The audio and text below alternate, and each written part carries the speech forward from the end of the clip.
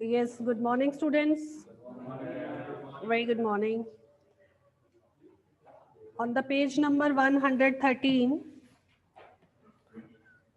as we were doing the chapter,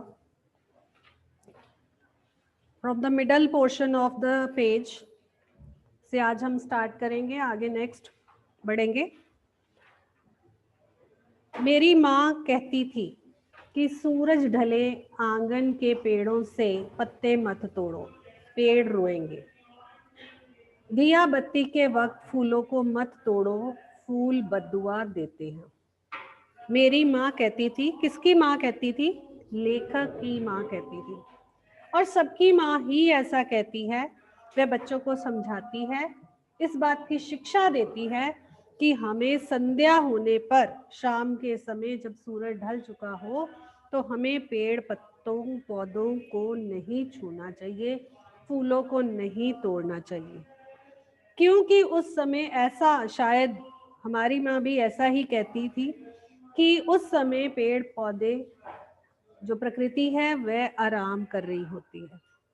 और अगर आप भी मान लो कि आराम कर रहे हो, सो रहे हो, और आपको कोई तंग करता है, डिस्टर्ब करता है, तो आप भी झल्लाकर कहते हो मुझे डिस्टर्ब मत करो. आपको गुस्सा आ जाता है, आप उससे लड़ पड़ते हो, झगड़ पड़ते हो. तो वो भी मतलब, या आप कुछ बुरा बोल देते हो. तो पेड़ पौधों को, पत्तों को हमें संध्या के समय नहीं छूना चाहिए. लेखक ने ऐसा बताया है कि हमें उन प्रकृति के में पाई जाने वाली चीजों के प्रति भी मन में कोमल भावना रखनी चाहिए. दरिया पर जाओ तो उसे सलाम किया करो. जब भी हम किसी नदी नाले दरिया को पार करते हैं, तो हमें उसके प्रति कृतज्ञता का भाव मन में रखना चाहिए कि आपको उसे प्रणाम करना चाहिए और कहना चाहिए कि मैं कृतज्ञ भाव रखता हूँ अपने मन में तुम्हारे प्रति, कि तुमने मुझे आगे बढ़ने के लिए राह दिया है, राह दी है. तो इस ऐसी भावना मन में रखनी चाहिए. तो यही भावना शायद मतलब लेखक भी कहता है कि ऐसी भावना आप मन में रखो. कबूतरों को मत सताया करो. प्रकृति में जो पंछी हैं, कबूतर हैं, उन्हें सताना नहीं चाहिए. वे हजरत मोहम्मद को अजीज हैं, प्यारे हैं. और उन्होंने उन्हें अपनी मजार के नीले गुंबद पर, गुंबद मतलब गोल सा बना हुआ भाग उसे कहते हैं. मस्जिद के ऊपर बना गोल भाग या गोल निर्माण जिसे कहा जाता है. और हर धार्मिक स्थल के ऊपर एक गुंबद बना होता है, चाहे वो गुरुद्वारा हो, चाहे चर्च हो, चाहे वो मंदिर हो. एक गुंबद नुमा गोल आकार का भाग सा बना होता है, और जिससे हम भली भांति दूर से देखकर ही हमें पता चल जाता है कि यह वहाँ कोई धार्मिक स्थल है. तो वह कहता है कि नीले गुंबद पर घोंसले बनाने की इजाजत दे रखी थी. और अगर वैसे कोई पंछी या कोई भी प्राणी कोई घोंसला बना ले, तो उसे हटा दिया जाता है. लेकिन वे ऐसा नहीं करते थे. मुर्गे को परेशान नहीं किया करो, वे मुल्ला जी से पहले मोहल्ले में अजान देकर सबको सवेरे जगाता है. और आपने देखा होगा कि सुबह सवेरे मंदिरों में ही जब रिकॉर्ड लग जाते हैं, तो वो एक संदेशा देते हैं कि सारी दुनिया जो सो रही है वह जल्दी से उठ जाए. लेकिन मुल्ला जी से भी पहले, मस्जिद में जो मुल्ला जी हैं उनसे भी पहले, जो मुर्गा है वो सबको अजान देकर, बांग देकर वह उठाता है और उठने का एक संदेश देता है. इसलिए हमें उस मुर्गे को भी परेशान नहीं करना चाहिए. लेकिन अगर आज की परिस्थिति में देखें, तो लोग मुर्गे को काटते हैं, उससे खाते हैं, उसका सेवन करते हैं. लेकिन वे प्राणी जो हमारी प्रकृति में पाए जाते हैं, उसके प्रति हमें अपने मन में जो है वो भावनाएं रखनी चाहिए, प्रेम पूर्ण भावनाएं रखनी चाहिए. ऐसा संदेश लेखक देता है. नेक्स्ट जो दो लाइंस दी हैं कि सबकी पूजा एक सी, अलग अलग है रीत, मंदिर मस्जिद जाए मौलवी, कोयल गाए गीत. इन दो पंक्तियों का अर्थ आपको पूछा जा सकता है, आशय स्पष्ट करने के लिए कहा जा सकता है, या प्रश्न के रूप में भी आपको पूछा जा सकता है। तो इसका अर्थ आप नोट कर सकते हैं, मैं एक्सप्लेन कर रही हूँ, साथ ही साथ फिर जब मैं पूछूंगी तो उस समय सबको आना चाहिए। सबकी पूजा एक सी, सब कौन? कोई भी, चाहे वो हिंदू है, मुसलमान है, सिख है, ईसाई है, परमात्मा के बनाए हुए कोई भी जीव हो, कोई भी मनुष्य हो, चाहे वो किसी भी धर्म से संबंध रखता हो, सब ही ईश्वर का गुणगान करते हैं, वो ईश्वर से प्रार्थना करते हैं। और सबके प्रार्थना करने का ढंग, प्रभु से प्रार्थना करने का ढंग भी अलग अलग है। एक हिंदू अपने ढंग से प्रभु के सामने प्रार्थना करता है, सिख अपने ढंग से करता है, और ईसाई धर्म को मानने वाला अपने ढंग से करता है। अपने अपने ढंग है और वे अपने अपने ढंग से ही प्रभु की पूजा अर्चना करते हैं। और उसी प्रकार मौलवी जो है वो मस्जिद जाकर अल्लाह की इबादत करते हैं, अल्लाह को पूजते हैं। मौलवी जो है मस्जिद जाए मौलवी, कोयल गाए गीत का क्या अर्थ है कि मौलवी मस्जिद में जाकर अल्लाह की इबादत करते हैं, अल्लाह की पूजा करते हैं। और वे ऐसा किस लिए करते हैं? वो ऐसा इसलिए करते हैं कि वे अल्लाह को खुश कर सके, उसे प्रसन्न कर सके। कोयल गाए गीत से उसने कैसे रिलेट किया है कि कोयल भी जो है वो कुहू कुहू का गीत गाकर, मधुर गीत गाकर दूसरों को आनंद देती है, दूसरों को प्रसन्न करती है।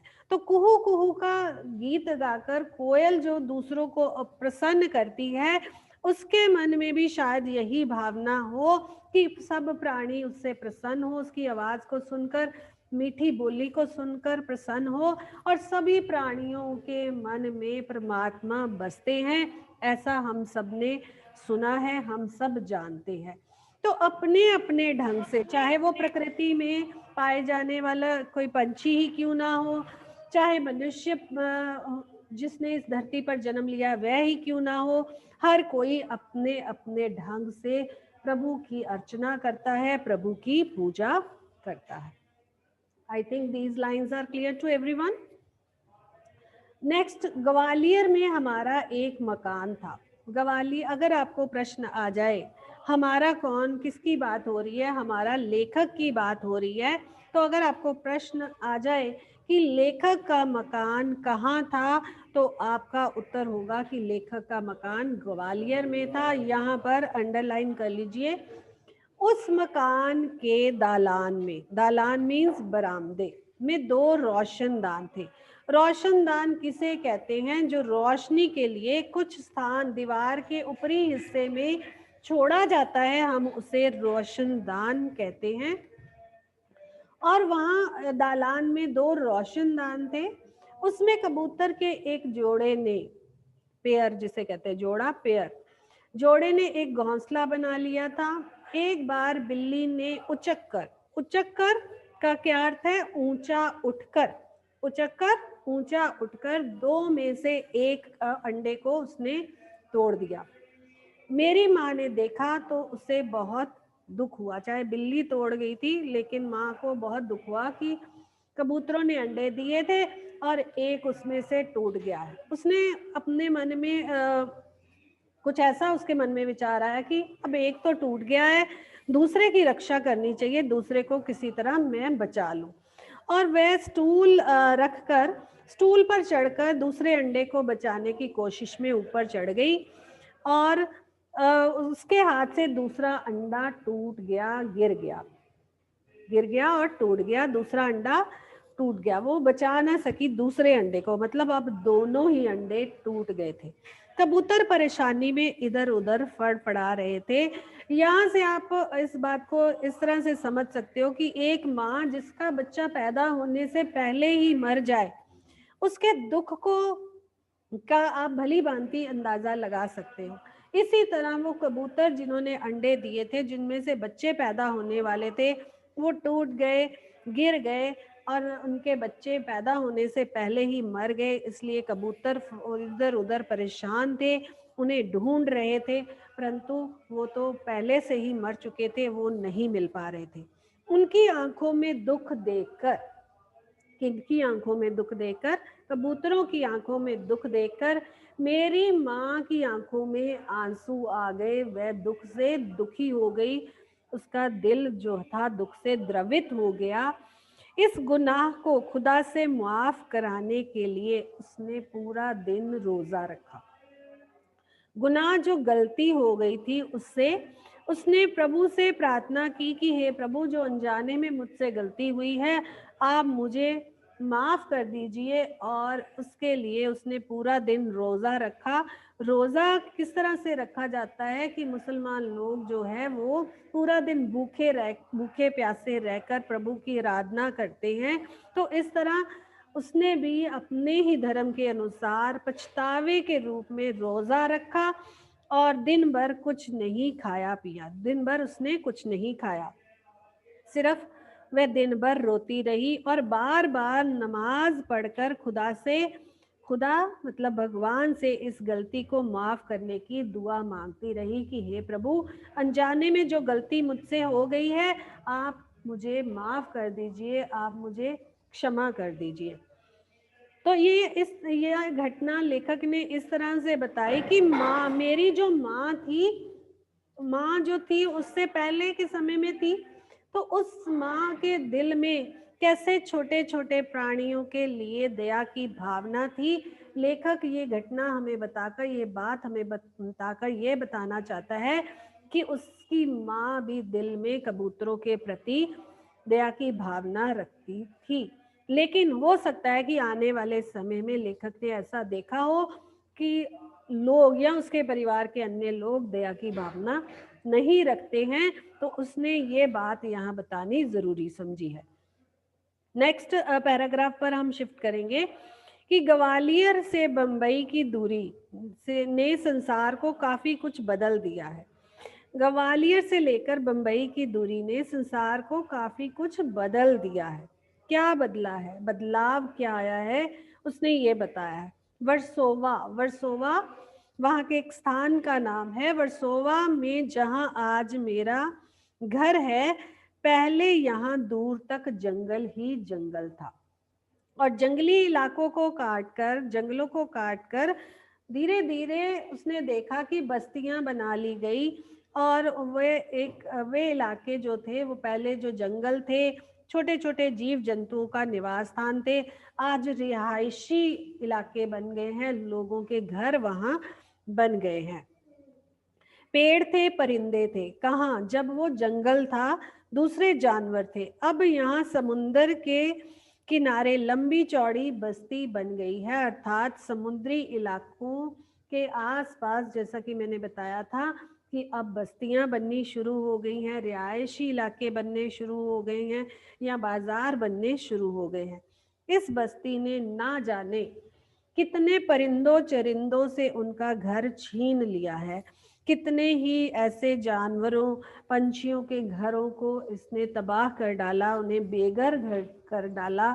कुछ तो शहर छोड़कर चले गए और जो नहीं जा सके उन्हें उन्होंने यहाँ वहाँ डेरा डाल लिया है। यहाँ पर आपको प्रश्न पूछा जा सकता है कि डेरा डालना किसे कहते हैं? डेरा डालने का अर्थ है अस्थायी रूप से घर बनाना। डेरा डालने का अर्थ है अस्थायी रूप से, टेम्परेरीली तौर पर कहीं पर अपना घर बनाना। आपने आर्मी के लोग देखे होंगे, आर्मी के जवान देखे होंगे, जब भी उनकी बॉर्डर एरियाज में ड्यूटी लगती है तो वो अस्थायी रूप से टेंट लगाकर वहां पर डेरा डाल लेते हैं, अपने छोटे छोटे घर बना लेते हैं जहां पर वो अपना सामान रख सकते हैं और रात्रि के समय या जब भी अपनी ड्यूटी के अनुसार विश्राम कर सकते हैं। तो जो जीव जंतु बच गए उन्होंने यहाँ वहाँ डेरा डाल लिया, अपने जीवन को बचाने की कोशिश तो हर व्यक्ति भी करता है और प्राणी भी करता है। इनमें से 2 कबूतरों ने मेरे फ्लैट के मचान में घोंसला बना लिया है। और वो कहता है कि उनमें से ही 2 जो कबूतर हैं उन्होंने मेरे फ्लैट के मचान में, मचान होता है कि घास फूस से जो बना हुआ छप्पर जिसे कह लो, कि वहां पर एक घोंसला बनाया है।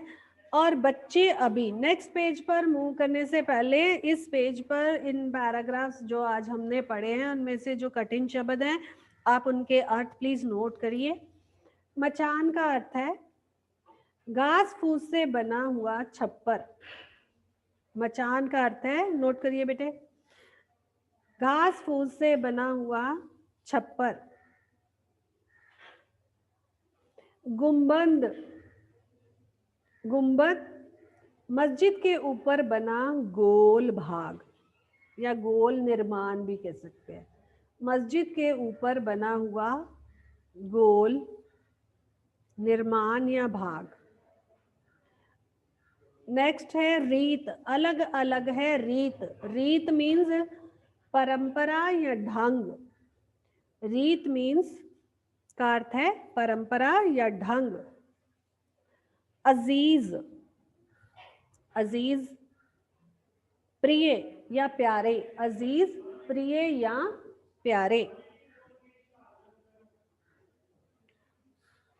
अजीज प्रिय या प्यारे। रोजा भूखे रहकर व्रत करना। रोजा भूखे रहकर व्रत करना। अजान देना, कबूतर जो थे वो अजान देते थे ना, मुर्गा अजान देता था।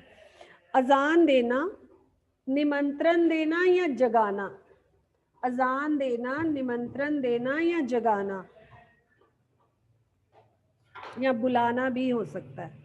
अजान देना, निमंत्रण देना या बुलाना। बुलाना लिख लो, इट इज मोर बेटर। गुनाह अपराध, गुनाह अपराध। गुनाह मीन्स अपराध। I think everything is clear on this page 113. So moving ahead to the next page. बच्चे अभी छोटे हैं, उनके खिलाने पिलाने की जिम्मेदारी अब बड़े कबूतरों की है। किसके बच्चों की बात हो रही है? कबूतर के बच्चों की बात हो रही है, जिन कबूतरों ने घोंसला मचान पर, लेखक के घर में मचान पर घोंसला बनाया था, उनकी बात हो रही है। वे दिन में कई कई बार आते जाते हैं और क्यों ना आए जाए, आखिर उनका भी घर है।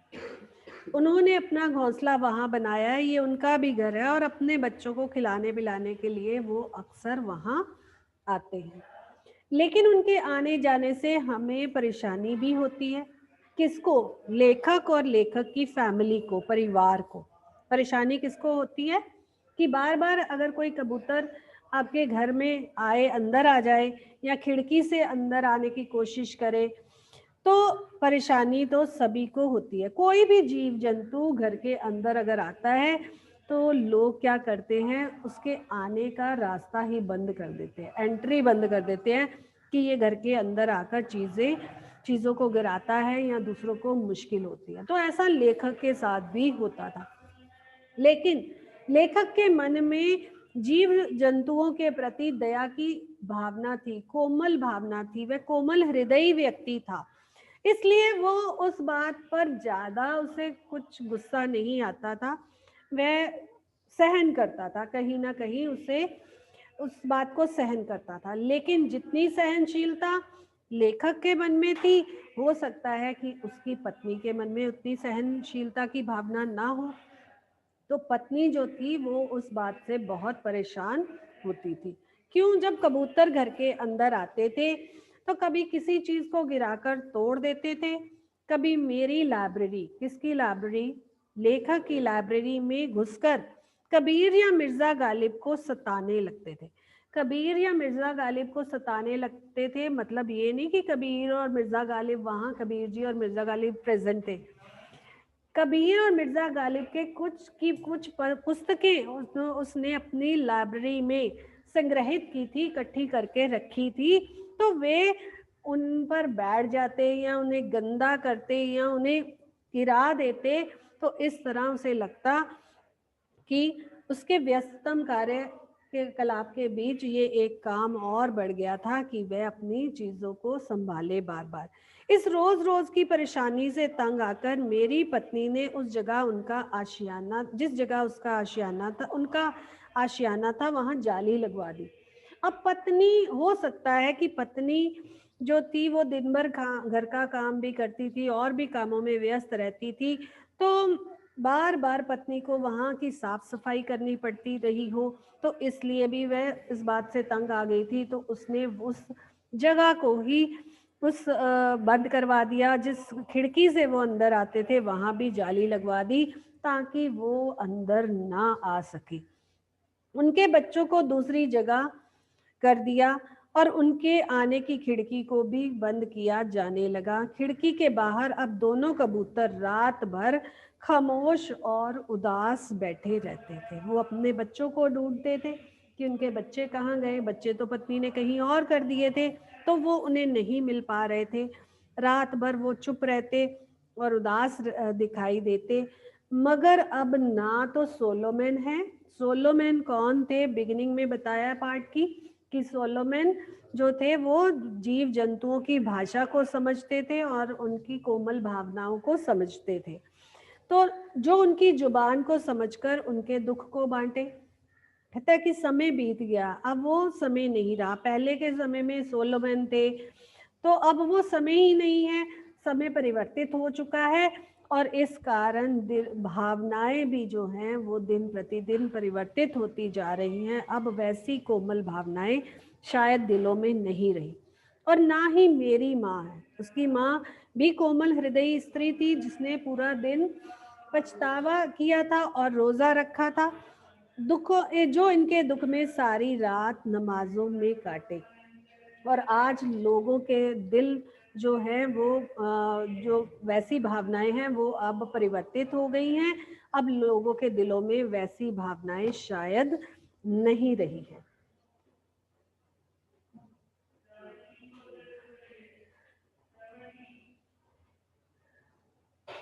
ठीक है, उसके बाद जो 2 लाइंस आपको दी गई हैं इनका भी अर्थ हम समझेंगे डिटेल में। Just a moment.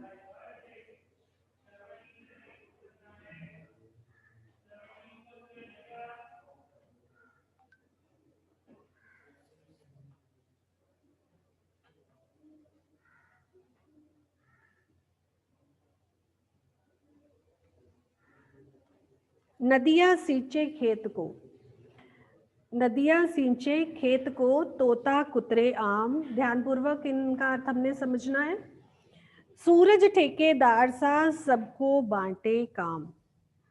इन पंक्तियों का अर्थ ये है कि नदियां जो हैं वो दूसरों को जल देती हैं और उस जल से ही खेतों में सिंचाई की जाती है और अन्न पैदा किया जाता है। किसान उस जल से अपने खेतों को सींचता है और अन्न पैदा करता है और उस अन्न को ग्रहण करके ही हम सब अपने शरीर का पोषण करते हैं।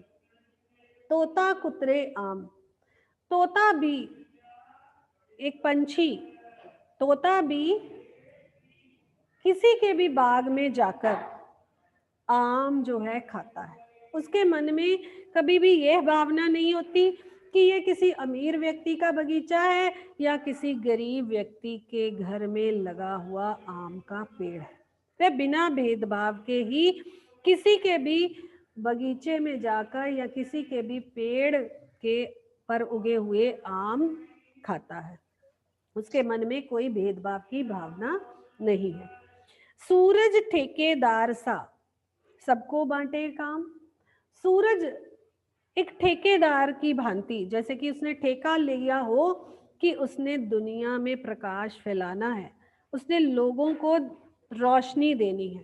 तो जब सूरज उदय होता है, सूरज का प्रकाश चारों तरफ फैल जाता है, तो वह इस बात का संदेश देता है कि उठो जागो, भोर हो गई है और सब अपने अपने काम में लग जाओ। अर्थात सूरज भी अपने अपने कर्तव्य को निभाता हुआ सा दूसरों के जीवन को सुखी बनाता है और दूसरों के जीवन में उन्हें आगे बढ़ने की प्रेरणा देता है। I think these lines are clear to all. एक बार फिर से कर देती हूँ कि नदियों के जल से जो खेतों को सींचा जाता है और नदियां जो हैं वो दूसरों का पोषण करने के लिए ही जल देती हैं। तोता भी बिना भेदभाव के किसी के भी बगीचे में जाकर या किसी के भी घर के आंगन में उगे हुए आम के पेड़ पर बैठकर आम खाता है, उसके मन में भी भेदभाव की भावना नहीं है। और सूरज भी बिना भेदभाव के चारों ओर प्रकाश फैलाता है और सबको काम करने की प्रेरणा देता है, सबको आगे जीवन में आगे बढ़ने की प्रेरणा प्रदान करता है।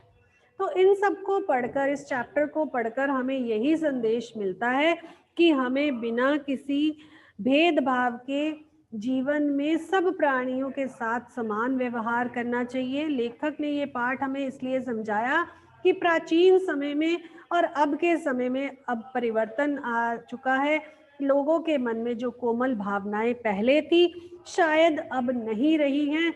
इस कारण वन्य प्राणियों के साथ, जीव जंतुओं के साथ अभद्र व्यवहार किया जाता है और वो दिन प्रतिदिन मर रहे हैं, उनकी प्रजातियां लुप्त होती जा रही हैं। और अगर ऐसा ही चलता रहा तो आने वाले समय में हमें कई मुसीबतों का सामना करना पड़ेगा। इसलिए उनके जीवन को बचाना भी जरूरी है। मनुष्य को अपने इस कर्तव्य को समझना होगा, उसे इस बात को जानना होगा, समझकर उनके प्रति दया की भावना मन में रखनी होगी।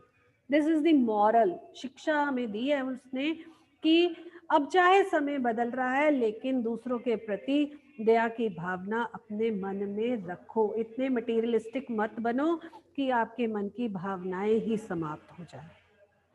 Right, I think it is clear. अगर किसी को कोई प्रॉब्लम है या कुछ पूछना है, इन पर जो इम्पोर्टेंट वर्ड्स हैं एक बार उसका मीनिंग भी नोट कर लो। आशियाना घोंसला या निवास स्थान को कहते हैं। आशियाना घोंसला या निवास स्थान। जुबान मीन्स भाषा, जुबान मीन्स भाषा या बोली। कुतरे, कुतरे आम बताया ना, कुतरना, चोंच मारकर खाना, कुतरना चोंच मारकर खाना। So I think it is clear. So moving ahead to the back exercise of the chapter, first part जो मौखिक भाग में दिया गया है वो हम डिस्कस कर लेते हैं अभी। राइट, बड़े बड़े बिल्डर समुद्र को पीछे क्यों धकेल रहे थे? यस, बड़े बड़े बिल्डर समुद्र को पीछे क्यों धकेल रहे थे? Yes Suvir, come here.